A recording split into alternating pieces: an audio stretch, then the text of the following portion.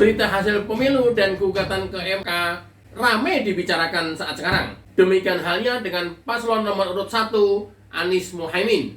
Pasalnya, partai-partai pendukung sudah tidak lagi bersama Anies dan sepertinya Anies akan berjalan sendiri. Ini seru dan menarik untuk disimak.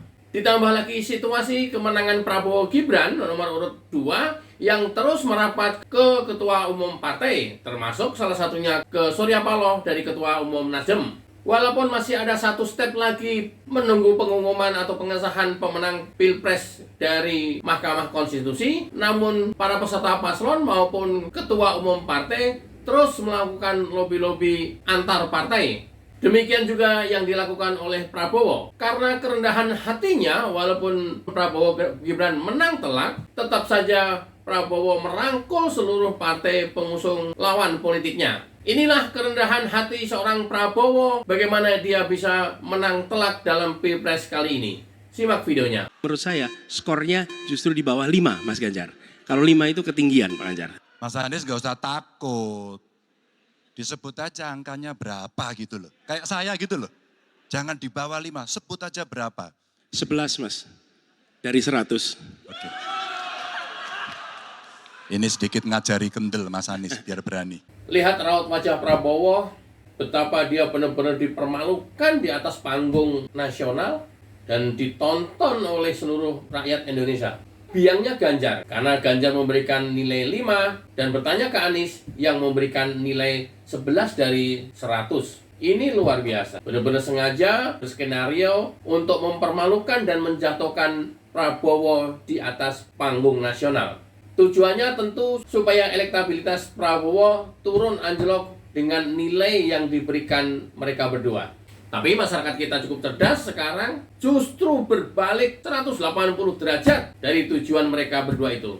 Alih-alih masyarakat memilih Ganjar dan Anies, justru yang tadinya sudah menentukan pilihan pindah keluar dari Anies dan Ganjar masuk mendukung Prabowo. Pasalnya ini adalah hinaan yang di luar batas. Sampai kita bisa lihat raut wajah Prabowo yang benar-benar tidak dalam situasi baik-baik saja. Kalau saja pantas seorang laki-laki menangis di atas panggung, mungkin beliau menangis. Tapi itulah tabiat Ganjar dan karakter Anies yang memang pada dasarnya memang sudah seperti itu. Ganjar si kemelinti, Anies si pembual. Efek apa yang timbul akibat hinaan ini? Simak videonya. Pun saya sering diejek dan sering dihina, nggak ada urusan saya.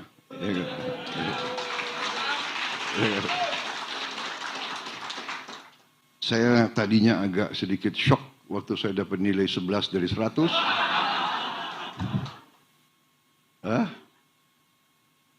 Tetapi sekarang saya terima kasih sebetulnya sama... Saya terima kasih dengan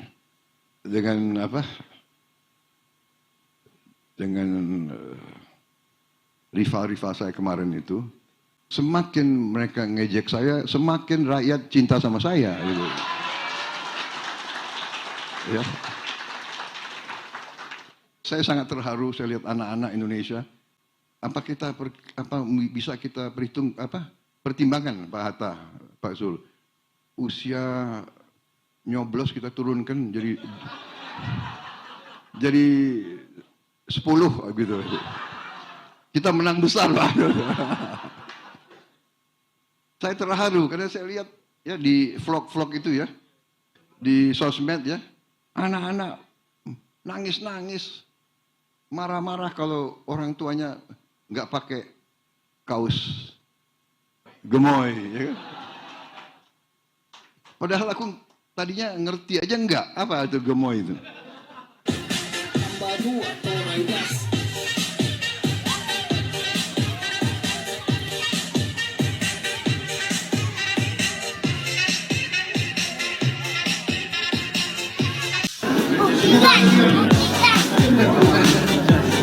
Sorry kami tidak takut sama jabatan Mas Anies. Mas Anies, kami sudah siap mati Mas Anies.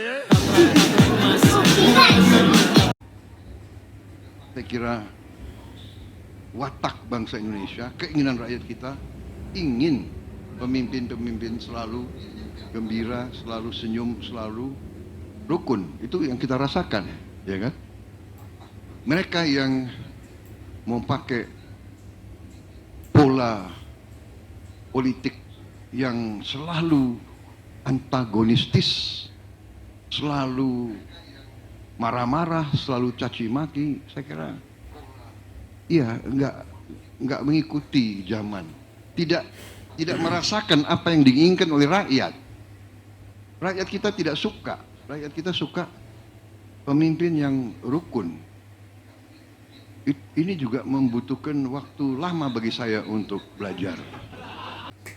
Prabowo sendiri mengakui politik antagonis, caci maki, hinaan, fitnahan sudah tidak berlaku lagi di Indonesia. Boro-boro mendapatkan simpatik, yang terjadi adalah sebaliknya. Orang akan lari semuanya. Dan itu mungkin 5-10 tahun yang lalu dialami oleh Prabowo. Dia yang selalu meledak-ledak, antagonis, ternyata ya rakyat nggak suka itu. Nah ini fakta. Tapi apapun sebenarnya, kata Gus Dur, orang Indonesia ini sebenarnya yang hatinya tulus itu Prabowo. Padahal pada saat Gus Dur bicara ini, Prabowo tidak dalam posisi atau memegang jabatan apapun kecuali ketua partai. Simak videonya.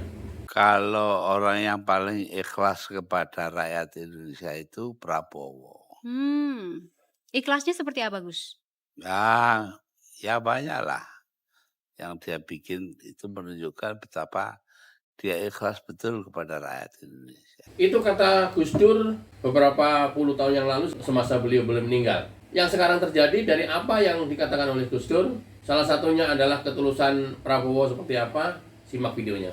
Makna daripada ini ya, saya kenal beliau, sahabat lama ya. Dulu biasa sebagai anak muda ya kan, punya sikap-sikap yang keras, beliau juga keras ya. Saya juga suka. Tapi dengan tambah usia kita seharusnya tambah arif, makin arif harusnya. Ya, jadi itu maknanya. Kita boleh bangga demokrasi kita berjalan, masih belum 100% sempurna, kita akui, ya kan? Tapi itulah tugas kita. Mari kita bangun ke depan yang baik, yang lebih baik lagi. Demikian dari saya. Sekali lagi, Pak Surya. Saya selalu menawarin. Saya selalu mengajak. Benar nggak? Ya? Iya. Ya. Oke ya. Baik. Prabowo begitu menang, diumumkan oleh KPU, langsung mengunjungi Nasdem Tower, ketemu dengan Surya Paloh, Ketua Umum Partai Nasdem, pengusung Anies Baswedan. Ini adalah bukti ketulusan Prabowo. Dia menang, tapi tetap merangkul lawan-lawan politiknya yang kalah. Karena Prabowo sadar betul bahwa pemilu adalah pertandingan yang secara konstitusi kita laksanakan di negara kita ini, dan setelah pertandingan usai, ya harus bersama-sama lagi untuk membangun bangsa. Tidak seperti 01 dan 02 yang terus-terusan demo. Apalagi 01, terus-terusan demo, terus-terusan menghujat pemimpinnya. Nah, ternyata ada yang menarik kita perhatikan adalah cara Nasdem menyambut kedatangan Prabowo dibandingkan cara Nasdem menyambut kedatangan Anies pasca pencoblosan. Simak videonya. Ini adalah kedatangan Anies di Nasdem Tower, dan ini adalah kedatangan Prabowo sama-sama di Nasdem Tower. Cukup terlihat beda jelas. Kedatangan Anies tersebut berbeda dengan kedatangan Prabowo. Tampak tak ada Surya Paloh dan karpet merah yang menyambut kedatangan Anies, seperti yang terjadi saat kedatangan Prabowo Ya, sebelumnya. terlihat Prabowo disiapkan karpet merah.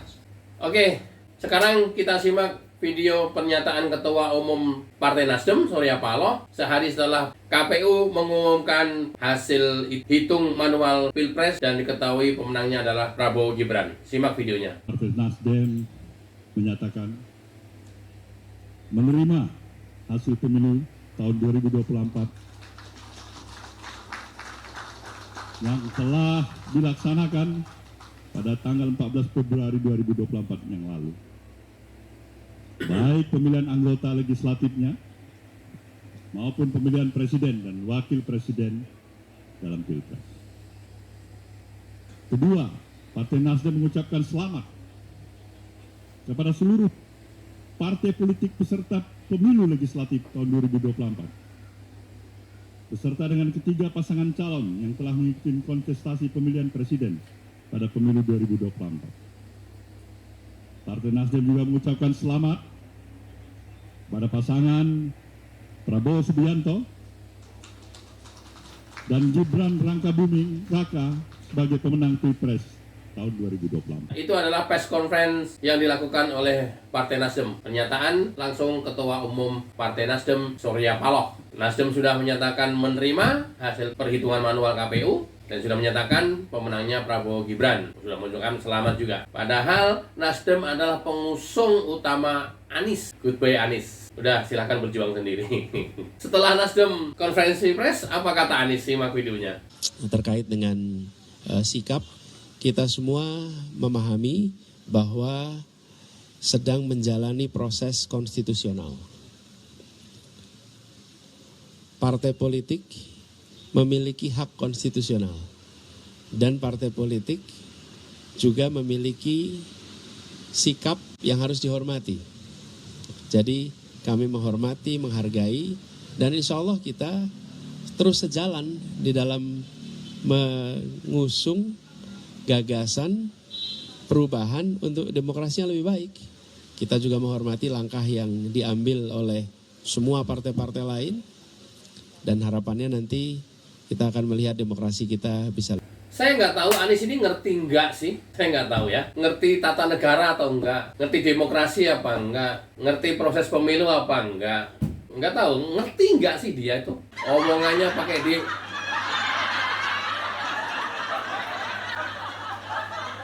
Begitu terus tuh. Karena di sini ada tai lala, kemudian ini gitu. Jadi ya hasilnya cuma jualan omongan manis. Namanya juga Anies. Paslon, capres, cawapres itu melekat di partai pengusung nih. Kecuali kalau lu berangkat dari independen dan sudah ada undang-undangnya. Kalau untuk capres kan belum ada undang-undangnya. Kepala daerah sudah. Nah, ketika belum ada undang-undangnya, calon dari independen dan kamu berangkat dari Partai Nasdem, ya paslon itu melekat di partai. Nggak bisa enggak. Yang nyalonin kamu kan tanda tangan Surya Paloh sama Sekjen, sama gabungan partai ke KPU. Nanti semua kan tanda tangannya tanda tangan partai. Aduh, nggak ada orang kayak begini ini gimana? Indonesia kok ada orang kayak gini, ya Allah. Ya nggak apa-apa. Proses itu kan melekat di partai. Kecuali kalau nanti kamu udah jadi gitu. Yang punya hak untuk mengusulkan partai. Tanda tangan semua ke KPU, gabungan partai. Atau coba kita lihat pernyataan PKB dari Muhaimin Iskandar, Ketua Umum PKB. Simak videonya. Halo Cang Imin. Gimana tanggapannya Gus? Tanggapannya tadi pertemuan Pak Surya Paloh dengan Pak Prabowo. Gak ada tanggapan. Kan tadi Pak Prabowo bilang sudah menawari. Pintar memainkan peran. Salut. Beda lah Caimin ketua partai sama kamu Nis. Kamu apaan? Ya, kamu apaan? Partai nggak punya aja sok-sokan. Kamu tuh punya pasukan kadron doang yang demen menghujat, demen memaki, mencaci, memfitnah. Itu pasukan kamu tuh. Merasa bener sendiri, orang lain selalu salah. Dikasih tahu yang bener, dibilangnya hoax, dibilangnya settingan. Ada yang salah, dianggap kebenaran. Karena sudah dibungkus dengan agama. Luar biasa. Kalau Caimin mah suka-suka bersikap lah. Dia ketua partai, dia menentukan kok. Mau terus angket, ya terus. Nah, kamu mau masih proses MK, nah, dia yang memutuskan. Mau nggak proses, ya dia yang memutuskan. Mau di luar pemerintahan nantinya, ya dia juga yang menentukan. Mau bagian dari pemerintah, dia yang menentukan. Ya kalau dapat, karena 11% perolehan suara PKB, dapat 2 atau 3 menteri, mungkin mintanya 5 kalau mau ya. Ya dia bergabung di pemerintahan, kan itu kan tawar-menawarnya. Kamu mah sok-sokan, kami akan tetap konsisten di oposisi. Lah ya boleh, oposisi kamu mah nggak ngaruh.